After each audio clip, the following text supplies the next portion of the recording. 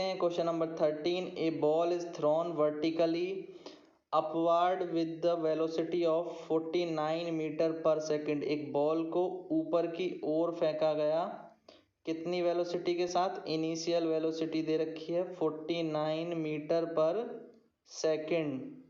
49 metre per second के साथ उसको थ्रो किया गया, तो एक ना एक टाइम पे ऊपर जा कर के वो कहीं ना कहीं रुकेगी, ये तो निश्चित बात है। तो उसकी फाइनल वेलोसिटी जब वो टॉप हाइट पे पहुंच जाएगी तो 0 हो जाएगी, ये क्लियर है। तो मैक्सिमम हाइट कितनी पहुंचेगी ये हमें बताना है। What will be the height, h हमें फाइंड करना है। और g की वैल्यू जो कि नीचे की ओर अप्लाई हो रही होगी वो आपको पता ही होती है। g कितना होता है? 9.8 मीटर पर सेकंड स्क्वायर। तो ये वैल्यू हो गई।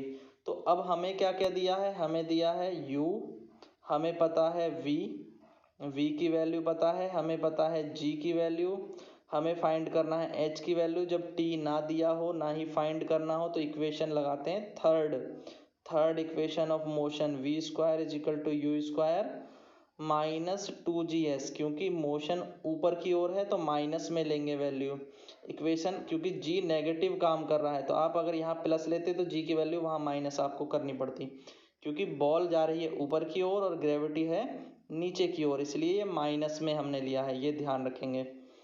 तो अगर फॉर्मूला प्लस वाला लेंगे तो ये वैल्यू माइनस वाली लेनी पड़ेगी, बस ये ध्यान रखना। 9.8 की वैल्यू माइनस में लेनी पड़ेगी फिर आपको।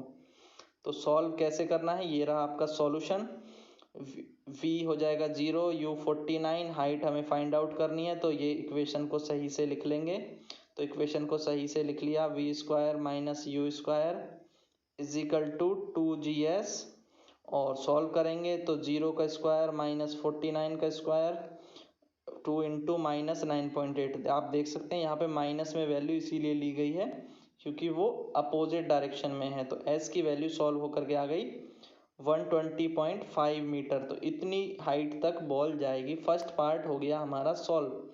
सेकंड पार्ट क्या कहता है? टोटल टाइम फाइंड करो, find out the total time.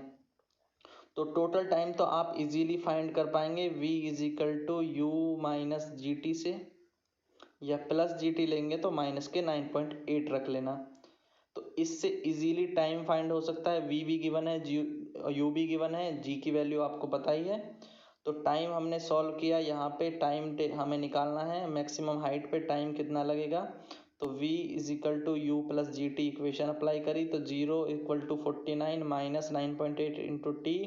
तो answer will be the 5 second. तो टोटल टाइम जाने में लगा 5 सेकेंड, फिर ग्राउंड तक आने में भी सेम टाइम लगेगा।